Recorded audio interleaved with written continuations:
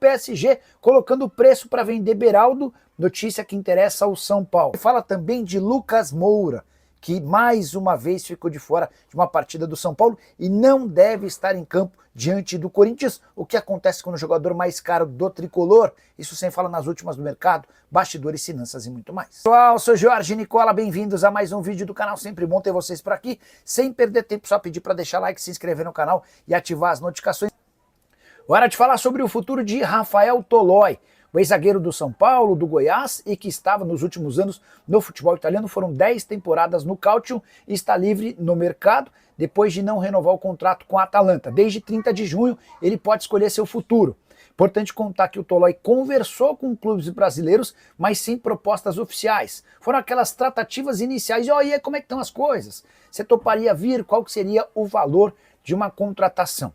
O Toloi chegou a ser especulado no São Paulo, mas assegura que não existem tratativas. Tenho contado para vocês sobre a dificuldade do São Paulo em relação a reforços. Nesse momento, o que parece ser mais plausível é de que o Toloi continue na Itália, até porque de lá ele tem uma proposta do Torino, da Série A, e do Pisa, da Série B. Decisão deve acontecer nos próximos dias. Gostaria de ver o Toloi jogando no futebol brasileiro, alguém que já foi muito rápido, foi perdendo um pouco da velocidade, mas hoje entrega bastante qualidade e ao mesmo tempo disciplina tática de alguém que atuou nos últimos 10 anos na Itália e chegou a ser convocado pela seleção azzurra. Preciso falar agora sobre o São Paulo e por consequência de Beraldo, zagueiro revelado na base do tricolor e que pertence ao PSG. Você vai lembrar que depois da derrota humilhante do PSG para o Chelsea, na final da Copa do Mundo de Clubes, o Beraldo anunciou sua intenção de deixar o clube francês. Tudo porque ele entende que precisa de mais minutos. E disputando a posição com Pátio e Marquinhos, vai sobrar menos tempo para ele jogar. O PSG disse que concorda com a saída dele desde que quem quiser contratá-lo pague pelo menos 30 milhões de euros. A gente está falando de algo na casa dos 195 milhões de reais. E aí o São Paulino se pergunta: Tricolor ficou com algum percentual de uma venda futura? E a resposta é não.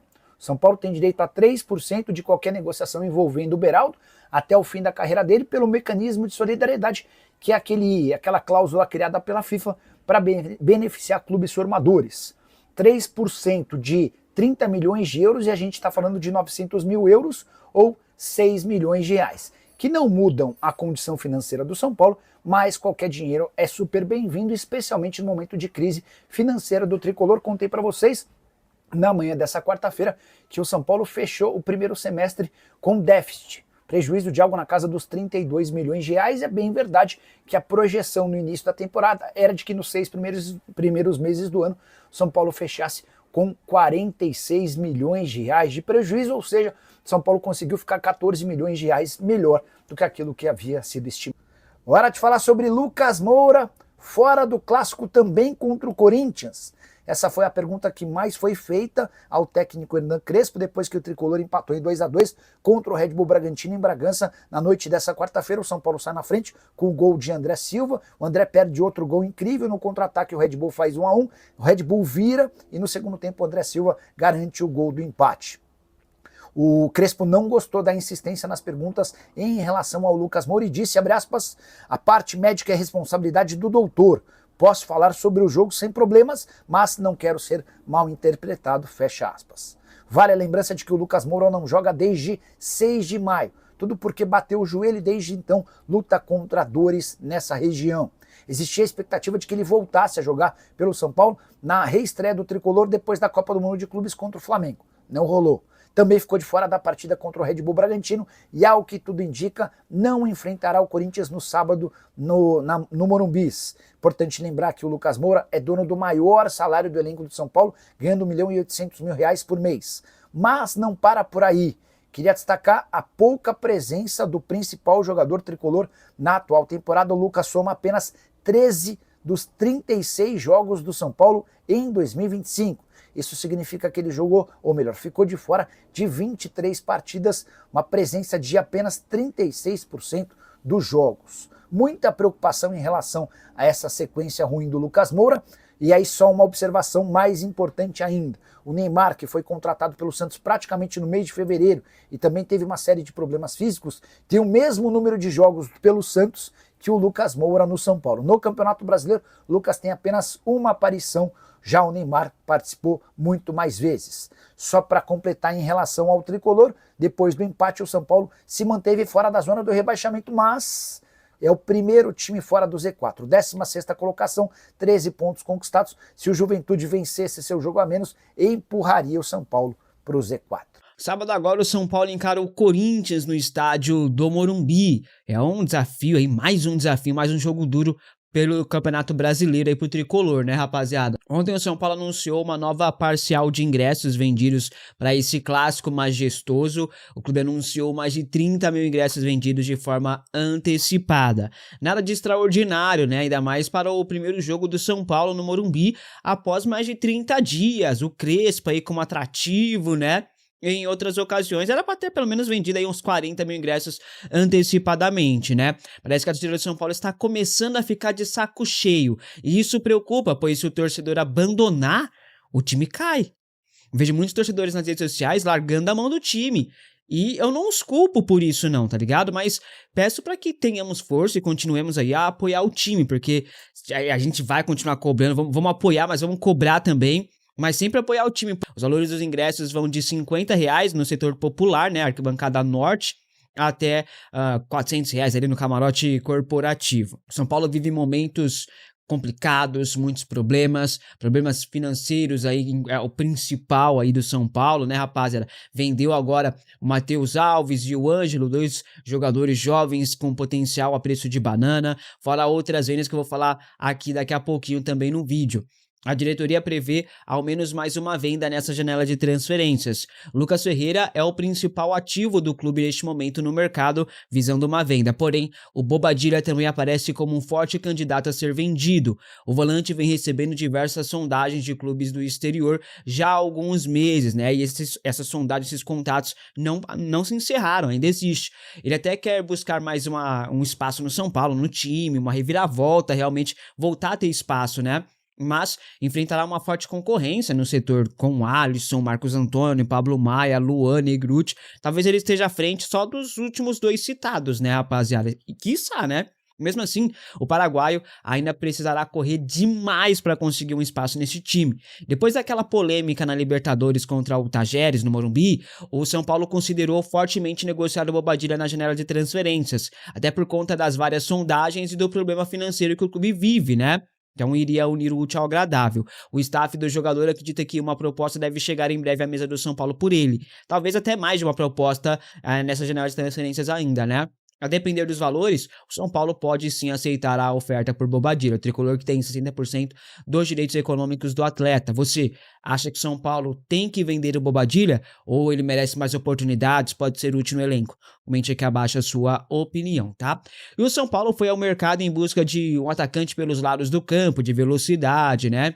Trouxe o Gonçalo Tapia, que até agora não foi anunciado oficialmente pelo clube, né? Um dos vários nomes oferecidos ao tricolor foi o de Vitinho, revelado na base do tricolor inclusive. O clube do Morumbi, porém, não fez nenhum movimento ali em direção à negociação, não demonstrou interesse no jogador, não. Nos últimos dias, Vitinho acertou a sua ida para o Tijuana do México, tá? Inclusive ontem, ele se despediu do São Luís, onde estava, né, também do México. Vitinho irá para o Tijuana em definitivo, está sendo comprado.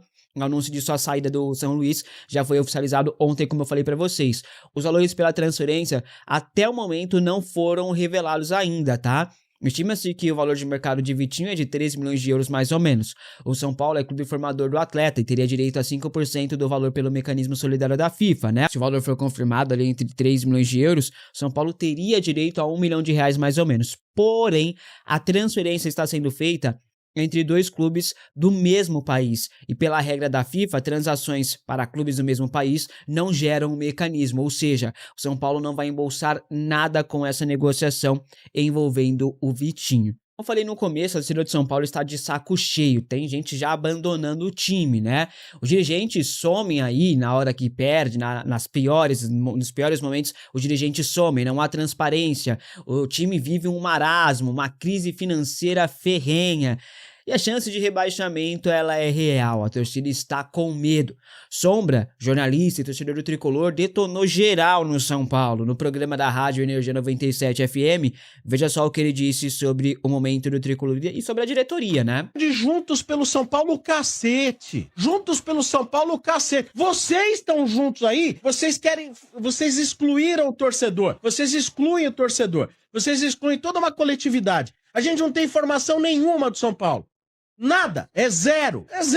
Você pode ter certeza que o Lucas não joga agora, é minha opinião. Não vai jogar contra o Corinthians também. Mas se tivesse a opção de jogar contra o Corinthians, vocês acham que não estaria junto do grupo já viajando? Contra o Bragantino não iria. Eu queria tocar num assunto que é uma opinião minha. O São Paulo, ele dá a impressão para nós torcedores que ele está acéfalo, sem comando e sem liderança. Totalmente sem comando e sem liderança.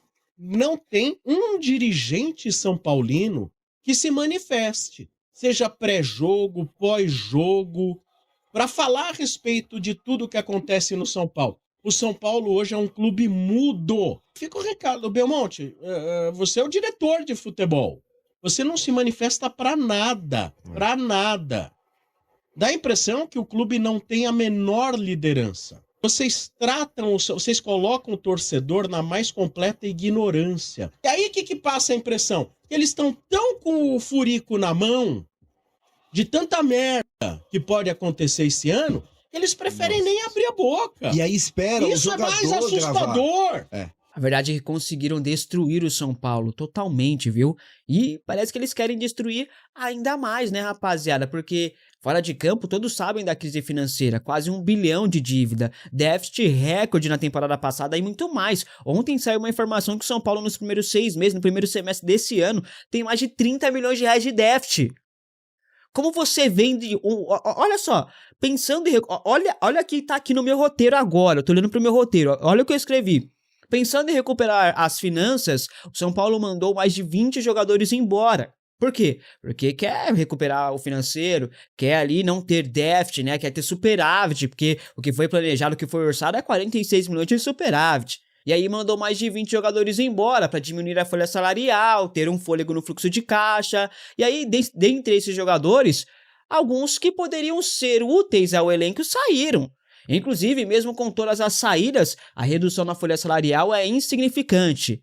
Renan, campeão da Libertadores e do mundo com o São Paulo, falou sobre 2 jogadores em específico que saíram e que poderiam ser úteis para o elenco. Além disso, ele critica a contratação de Gonçalo Tapia e diz que o São Paulo deveria usar mais a base. Veja.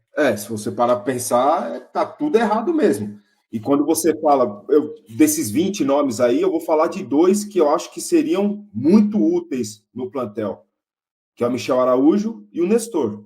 São jogadores úteis. Como você falou, não são decisivos, não são jogadores que fariam a diferença em jogos, mas são jogadores úteis para o plantel. Eles mostraram isso. O Michel Araújo decidiu o jogo para o Bahia esses dias aí, anteontem. Então, esses 2 jogadores. Não mudou a folha salarial? Manteria esses 2. E um é da base. Um é base. Um é seu. Que é o caso do Nestor. Certo? Quando você ouve na contratação do Tapia, quando eu não conheço, fui pesquisar números, fui ver vídeos. Cara, um jogador de 23 anos, tá no River Plate, um jovem, tá no River Plate. Nesse ano, juntando todos os minutos, dá mais ou menos uns 200 minutos jogados, durante todo esse ano de 2025. O nome disso, para mim, é aposta. E se é para apostar, eu aposto na base. Porque esse cara, inevitavelmente, ele vai tirar o espaço do Luca, vai tirar o espaço do Henrique, vai tirar o espaço de alguém, vai tirar. Então, já que é aposta, eu aposto na base. Você concorda com as falas de Renan? Acha que Rodrigo Nestor, Michel Araújo poderiam ser úteis? Comente aqui abaixo a sua opinião. Confesso que não entendi a saída desses 2 jogadores não, rapaziada. Não é para ser titular absoluto, mas são jogadores úteis. Nestor está emprestado até dezembro ao Bahia. O São Paulo embolsou só pelo empréstimo 9 milhões e 400 mil reais. O meia tem passe fixado em mais ou menos 30 milhões de reais e deve ser vendido no final do ano. Michel Araújo foi negociado em definitivo. O São Paulo vendeu o jogador por o Bahia também por 15 milhões de reais. Lembrando que o São Paulo pagou 10 milhões para comprá-lo junto ao Fluminense, ou seja, teve um lucro de apenas 5 milhões de reais. Gênios, né? Gênios. Vou além. Eu manteria também o Wellington Rato no time. Acho que poderia ser útil. O São Paulo vendeu o Wellington Rato por míseros 5 milhões de reais. Ninguém entendeu essa venda. Até porque o Wellington Rato, na temporada retrasada, tinha uma proposta de 15... Na temporada passada, na verdade, tinha uma proposta de 15 milhões e São Paulo não vendeu. E aí chegou uma de 5, São Paulo vai e vende. Ou seja, essa diretoria esfarelou o elenco, não diminuiu em nada a folha salarial, agora corre para contratar, mandou um monte de gente embora e mesmo assim tem um primeiro semestre com déficit. O que explica esse déficit horroroso?